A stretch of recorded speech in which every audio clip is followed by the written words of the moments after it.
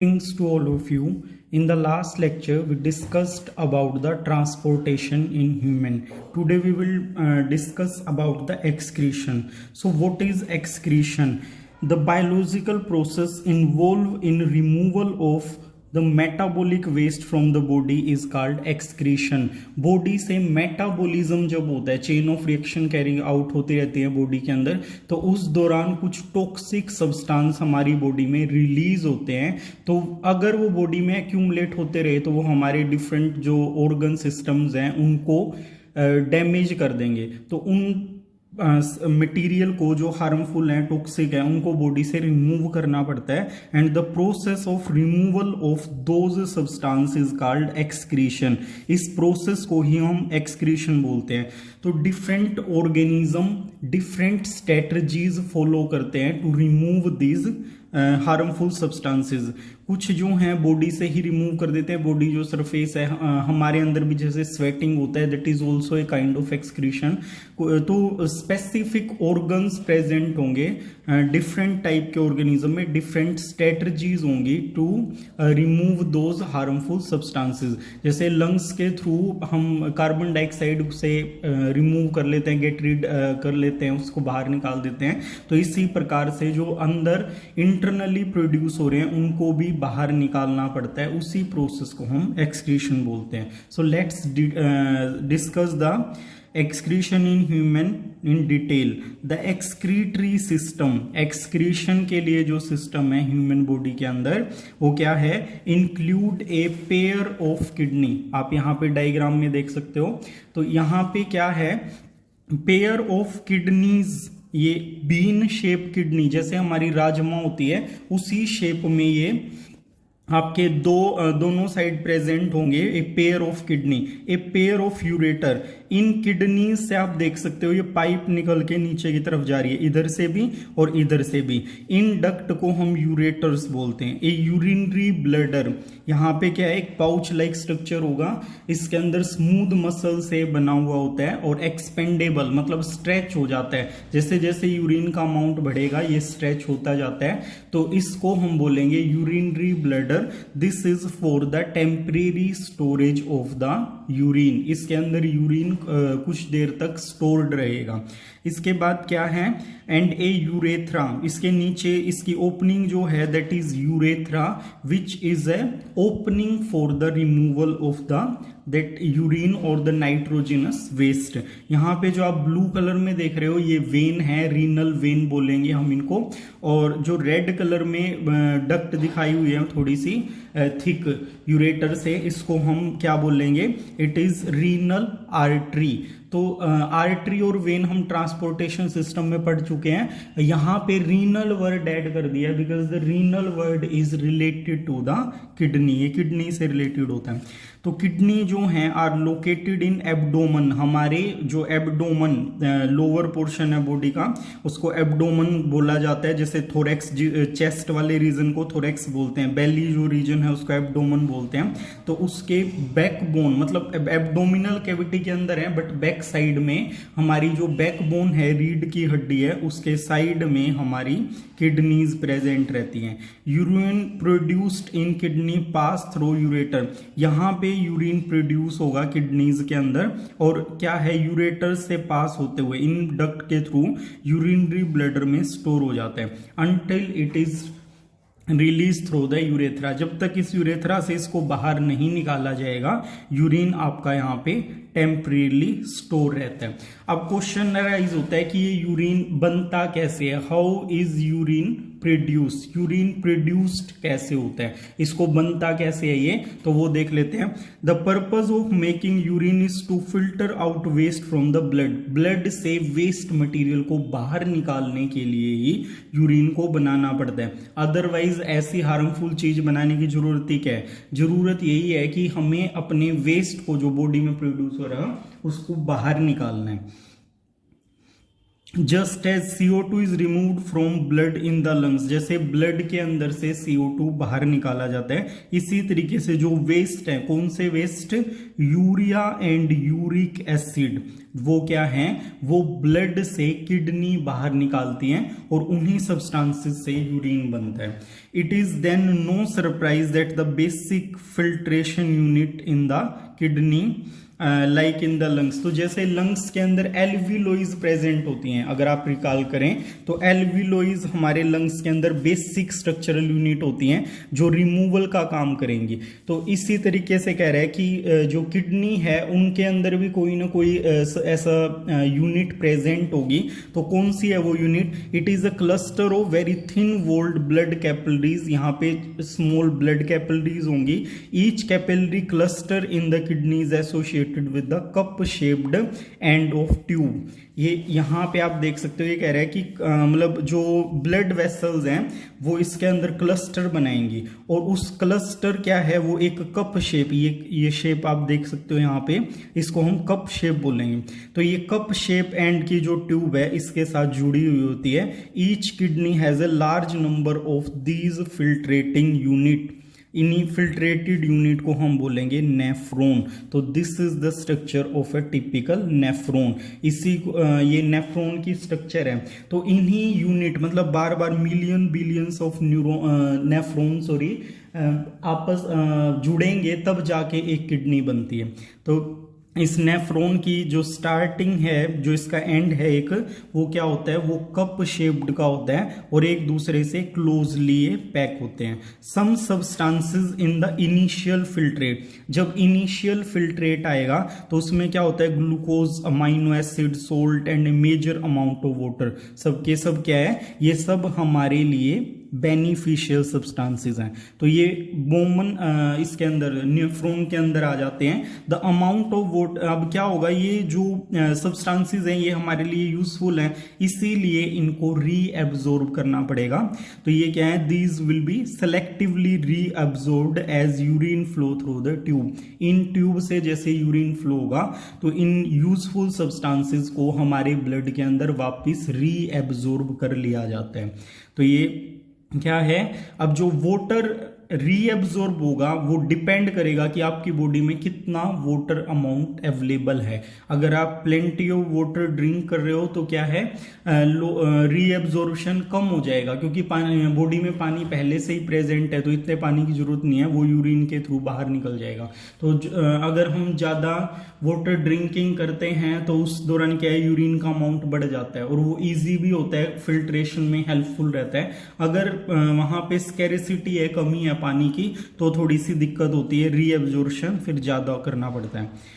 The urine forming in each kidney eventually enter a long tube the ureter. अब ये urine इन nephron के help से बनेगा, ये हमारे यूरेटर के थ्रू यूरिनरी ब्लैडर में जाएगा। और यूरिनरी ब्लैडर क्या है, जब वो मस्कुलर होता है, एक्सपेंड करेगा, वो तो एक्सपेंड करेगा तो न्यूरल कंट्रोल के थ्रू हमारे ब्रेन के पास मैसेज आएगा और वहां से क्या है, micturition, that is removal of urine या रिलीज ऑफ द यूरिन, वो प्रोसेस स्टार्ट हो जाती है ताकि जो यूरिनरी ब्लैडर है उसकी वॉल है वो रफ्चर ना हो जाए, वो फट ना जाए, इसीलिए न्यूरल कंट्रोल के अंडर होता है। ये पार्शियली हमारे कंट्रोल में होता है और पार्शियली नहीं होता है।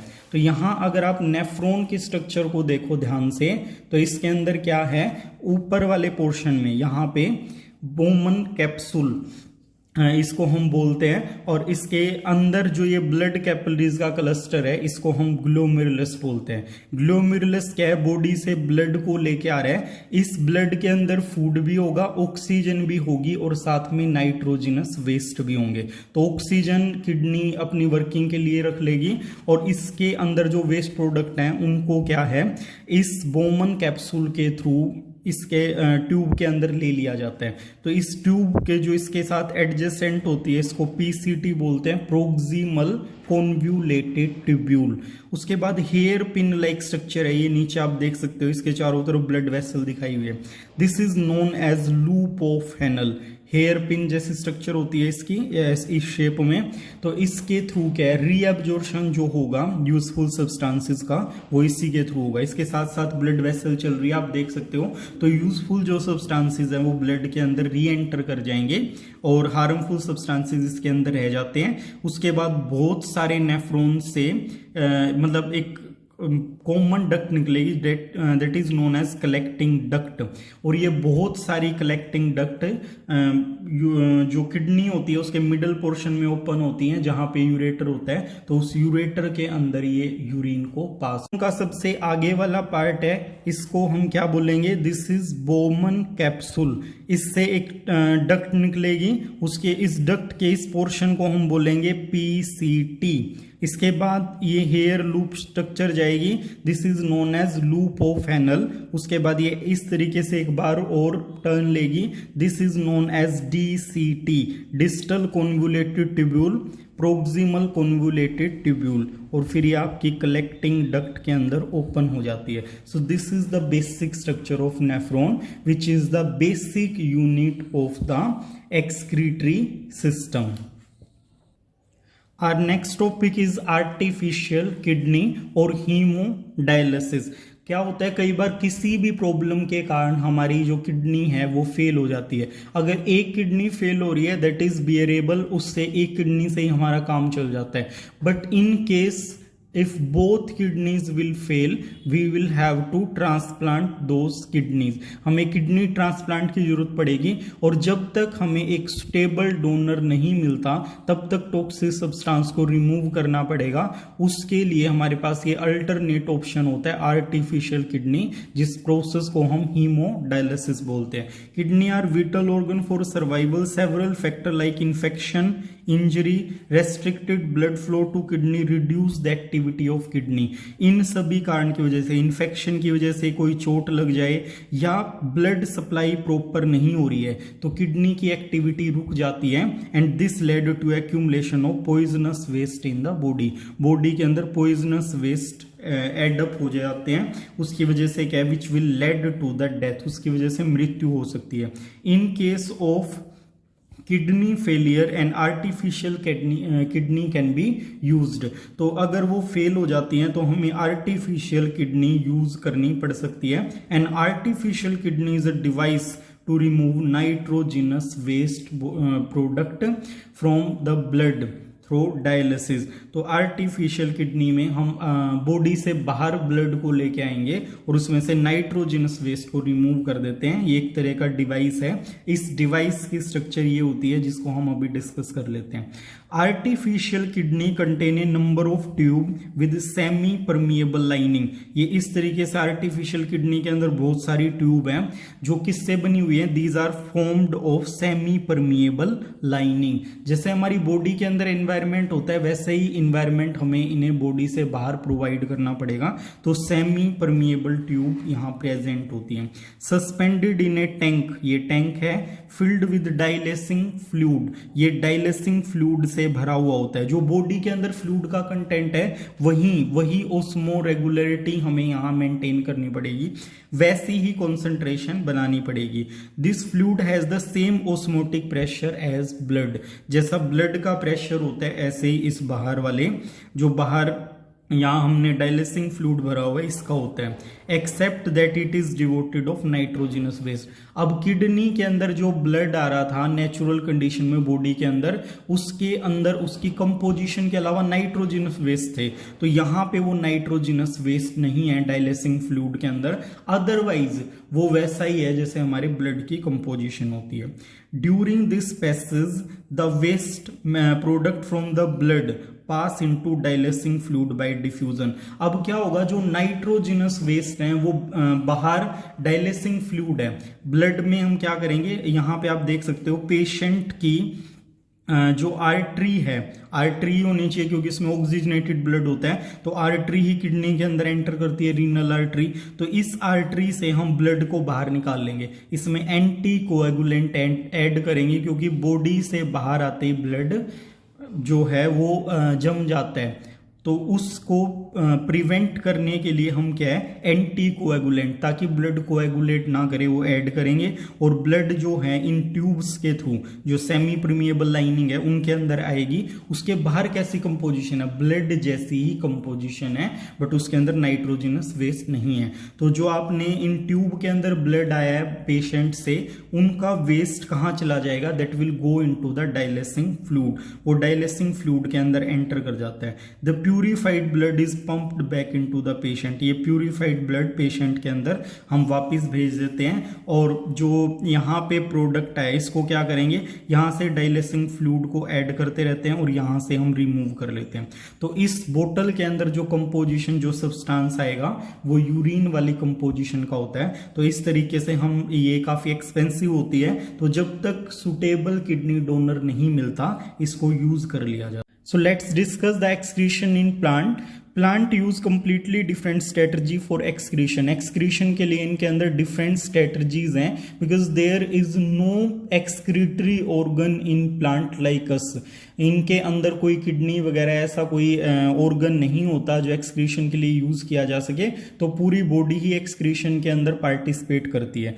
Oxygen itself can be thought of as a waste product generated during photosynthesis. तो ऑक्सीजन क्या है, इनके अंदर तो हम उसको वेस्ट ही कंसीडर करेंगे क्योंकि these plant are using CO2 to produce their food. So food produce होगा, उस दौरान ऑक्सीजन प्रोड्यूस हो रही है, तो उस ऑक्सीजन को हम क्या करेंगे, वेस्ट प्रोडक्ट कंसीडर करेंगे। वैसे ही जब ये रेस्पिरेशन करेंगे तो CO2 प्रोड्यूस होगी and that CO2 will be considered as a waste product. तो इनके केस में कभी ऑक्सीजन कभी CO2 क्या हो जाती है, वेस्ट प्रोडक्ट बन जाती है। That will be removed by the gaseous exchange through the stomata. Stomata के थ्रू हम इसको बाहर निकाल देते हैं। इसी तरीके से excess of water will be removed by the process of transpiration through the stomata।